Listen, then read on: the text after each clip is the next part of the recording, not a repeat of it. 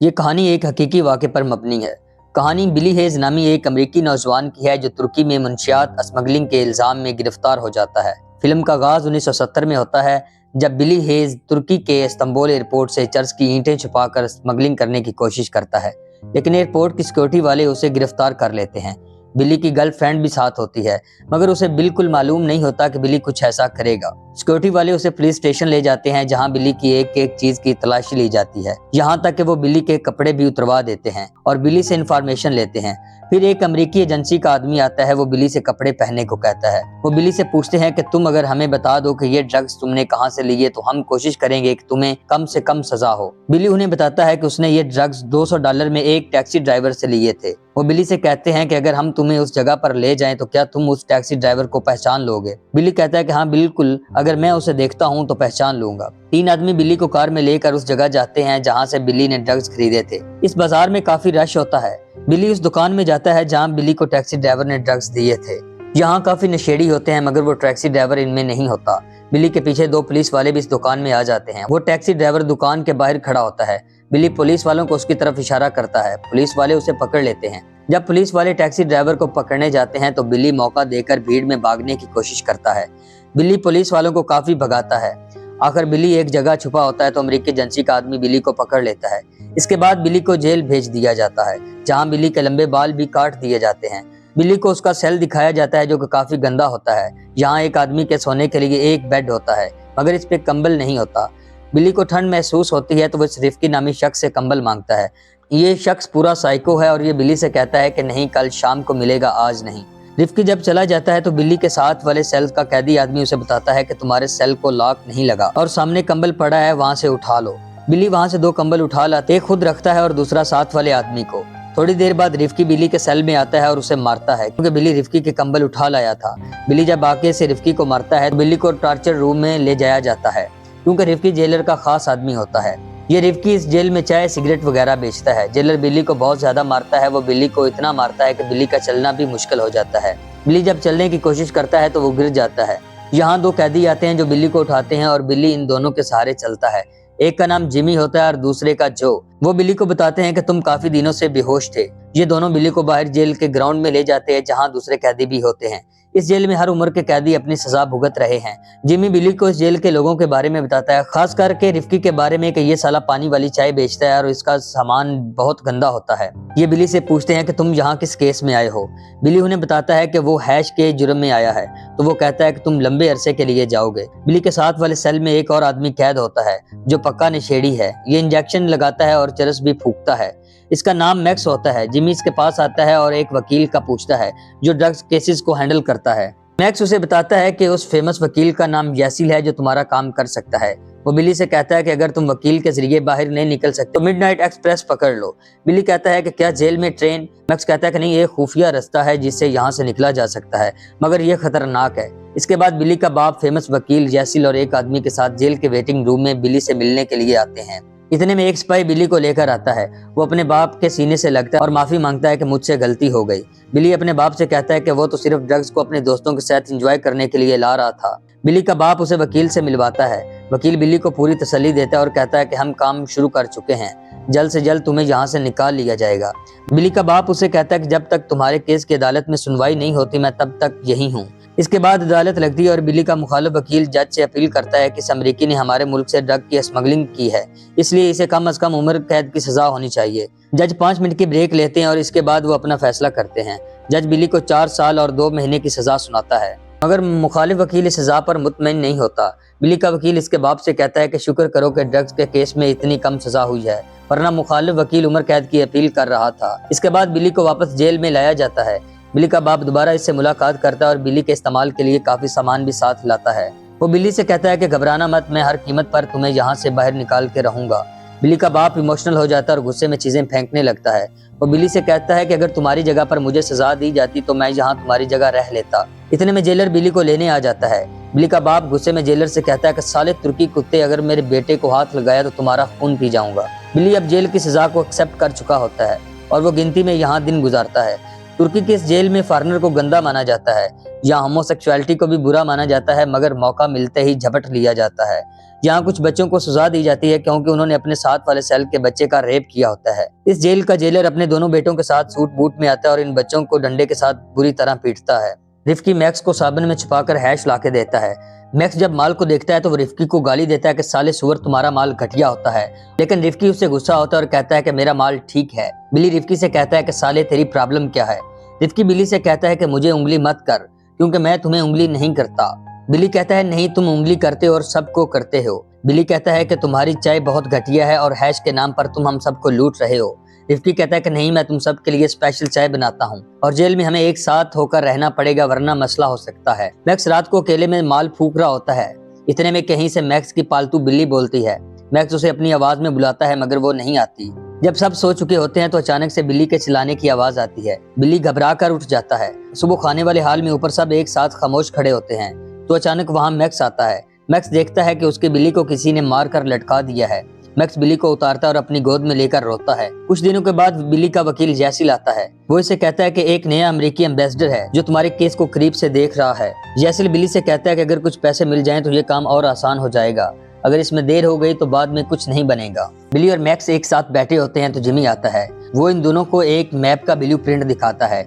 बिली कहता है ये क्या है। जिमी कहता है कि जेल के अस्पताल में मुझे एक जर्मन आर्किटेक्ट मिला था, वो इस जेल की मरम्मत का काम कर रहा है। मैंने उसे खिला पिला कर इस जेल का ब्लू प्रिंट निकलवा लिया है। जिमी इन दोनों को समझाता है कि इस जेल से निकलने के दो ही तरीके हैं, एक छत से लेकिन इसमें खतरा ज्यादा है और दूसरा नीचे से एक सुरंग के जरिए। मैक्स कहता है कि ये कोई आसान काम नहीं, तुम पागल हो गए हो। जिमी मैक्स से बोलता है कि तुम साले बेशक यकीन न करो मगर सुरंग का काम भी शुरू हो चुका है। जिमी उनसे कहता है कि उस जर्मन आर्किटेक्ट ने बताया था कि इन दीवारों में से एक दीवार ऐसी है जिसमें कुछ खाली ब्लॉक हैं, अगर हम उनको तलाश कर लेते हैं तो हम सीधे सुरंग में पहुंचेंगे। जिमी कहता है कि सबसे अमेजिंग बात यह है कि वो दीवार यहाँ हमारे सेल के करीब है। जिमी मैक्स और बिली से कहता है कि हम दीवार से जाएंगे। इस पे मैक्स हंस देता है और जिमी का मजाक उड़ाता है। जिमी गुस्सा होकर चला जाता है। मैक्स और बिली एक साथ खड़े होते हैं कि फिर से एक बार जिमी आता है। वो इनसे कहता है कि वो जर्मन ठीक कह रहा था, मैंने खुद देखा है कि बाथरूम की दीवारों में स्टील ना होने के बराबर है और सीमेंट की जगह मिट्टी है। 20-30 सालों से ये ऐसा ही है, बस जरा सा धक्का लगाना है और ब्लॉक निकल जाएंगे। जिमी कहता है कि बस करना इतना है कि रिफ्की का औजार चुराकर हमें उस जगह को कुरेदना है, इसके बाद हम सुरंग से निकलकर आजाद हो जाएंगे। मैक्स इस बार फिर जिमी का मजाक उड़ाता है तो जिमी उसे धक्का देता है। वो फिर बिली से पूछता है कि तुम क्या कहते हो, क्या तुम मेरे साथ आ रहे हो। बिली कहता है कि ये काम बहुत रिस्की है, वैसे भी मेरे 20 महीने रह गए हैं, अगर पकड़े गए तो इससे भी ज्यादा सजा हो जाएगी। जिमी भड़क जाता है और कहता है तुम यहीं मरो और सड़ो, मैं अकेला ही यहाँ से छत के जरिए निकल जाऊंगा। बिली जेल से अक्सर अपने घर वालों खासकर अपनी गर्लफ्रेंड सुजन को खत लिखता रहता है। वो एक दिन सुजन को जेल के हालात के बारे में बताता है कि जिमी जेल से भागते हुए पकड़ा गया। उसे जेलर ने बहुत ज्यादा मारा, यहाँ तक कि उसे हर्निया हो गया और उसका ऑपरेशन करना पड़ा और वो महीनों से सैनाटोरियम में है। बिली और उसका दूसरा सेलमेट एक साथ नहाते हैं। वो बिली से पूछता है कि तुम अपने बाल छोटे क्यों रखते हो। बिली कहता है ताकि मुझे याद रहे कि मैं इस जगह से कितनी नफरत करता हूँ। जून 1974 का साल है। बिली का सेलमेट रिहा हो जाता है। बिली अब अपने सेल में अकेला रह चुका होता है। बिली के रिहा होने में अब 53 दिन रह चुके होते हैं। जिमी भी अस्पताल से वापस आ चुका होता है और वो काफी तंदुरुस्त भी है। जिमी फिर बिली को भागने के प्लान बता रहा होता है तो एक पर्ची बिली के पास आती है। बिली कहता है ये डेनियस ने भेजी है।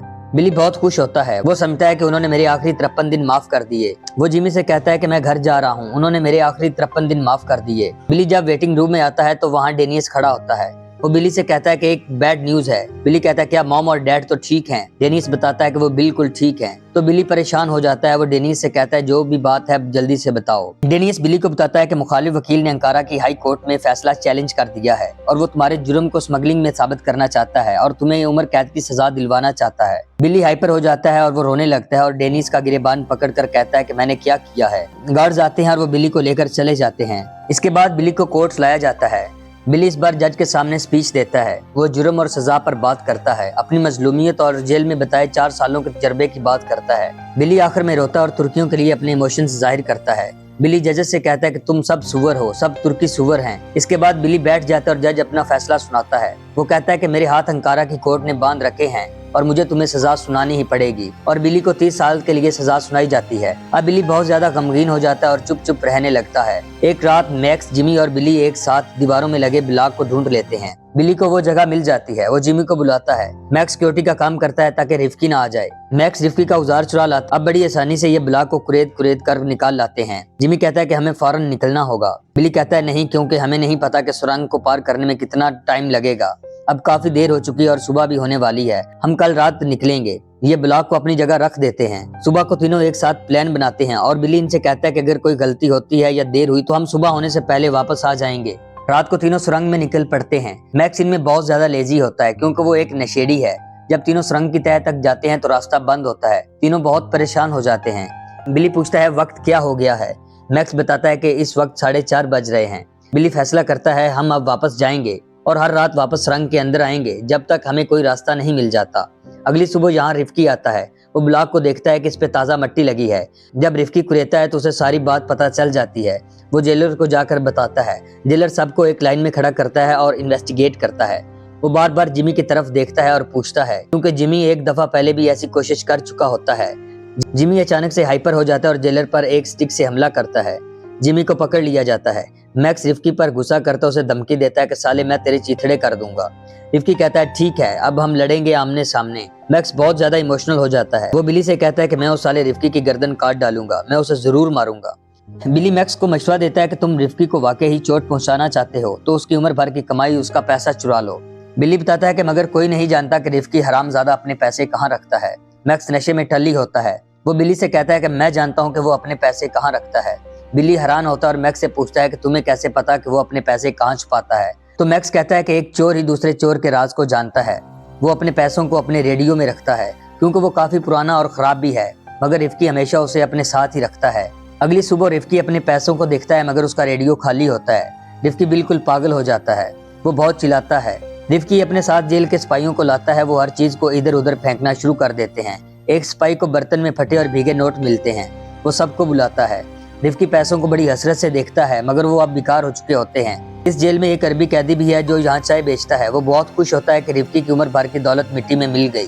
वो सबसे कहता है कि वो अब सड़क पर आ चुका है।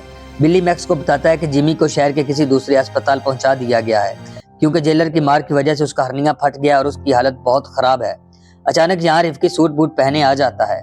कहता है ये साला कहाँ जा रहा है। मैक्स उसका मजाक उड़ाते हुए कहता है बाहर धंधा करने जा रहा होगा। इतने में जेलर बहुत सारे सिपाहियों के साथ आता है। सब कैदियों को एक साथ खड़ा किया जाता है। जेलर को सेल में चरस मिलती है। जेलर रिफ्की को थप्पड़ मारता है और उससे पूछता है कि ये माल किसका है। रिफ्की मैक्स का नाम ले देता है। जेलर उसे अपनी तरफ बुलाकर उससे पूछता है।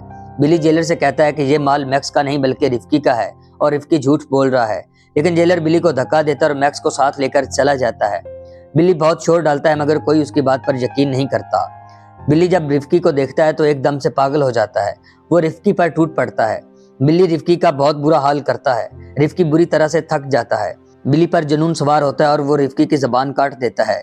इसके बाद बिली को पागल समझकर जेल के पागल खाने में पहुंचा दिया जाता है। यहाँ हर तरफ शोर होता है। बिली डिप्रेशन में चला जाता है। बिली इस पागल खाने के उस हिस्से में जाता है जहाँ कुछ लोग बड़ी शांति के साथ पत्थर के गिर्द घूमते हैं। बिली भी उन्हीं के साथ घूमने लगता है। इसके बाद बिली को वेटिंग रूम में लाया जाता है क्योंकि उसकी गर्लफ्रेंड सुजन उससे मिलने आती है। बिली उसे देखकर बहुत खुश होता है और रोता है। बिली सुजन से अपने कपड़े उतारकर जिस्म दिखाने को कहता है क्योंकि एक लंबे अरसे से उसने औरत को नहीं देखा। सुजन बिली को तस्वीरों का एक एल्बम देती है जो उसके डैड ने भेजा है। सुजन बिली से कहती है कि हिम्मत मत हारना वरना तुम मर जाओगे, तुम्हें जीना होगा, हम सब के लिए जीना होगा। बिली फिर उस जगह जाता है जहाँ जेल के पागल कैदी पत्थर के गिर्द घूमते हैं। बिली अकेला ही घूमना शुरू कर देता है लेकिन उल्टी सिमत में। सब लोग देखकर हैरान होते हैं। दूसरे कैदी भी घूमने लगते हैं लेकिन वो बिली को रोकते हैं कि तुम उल्टी सिमत घूम रहे हो, मगर बिली किसी की नहीं सुनता। बिली एक जगह बैठकर एल्बम को देख रहा होता है कि उसे भी एल्बम के पीछे से पैसे मिलते हैं जो उसके डैड ने उसके लिए भेजे होते हैं। इस जेल का जेलर पागल खाने से जा रहा होता है कि बिली की उस पर नजर पड़ती है। बिली जेलर के पीछे भागता है लेकिन दरवाजे पर सिपाही बिली को रोक लेता है। बिली सिपाही से कहता है कि मुझे जेलर ने पीछे आने को कहा है। सिपाही उसे जाने देता है। बिली जेलर को पीछे से आवाज लगाता है और उसे पैसे दिखाता है। कहता है कि पैसे रख लो मगर मुझे इस पागल खाने से निकाल के दूसरी जगह ले जाओ। जेलर बिली से पैसे ले लेता है और किसी खुफिया जगह ले जाता है। बिली बहुत चिल्लाता है मगर वो बिली की एक नहीं सुनता।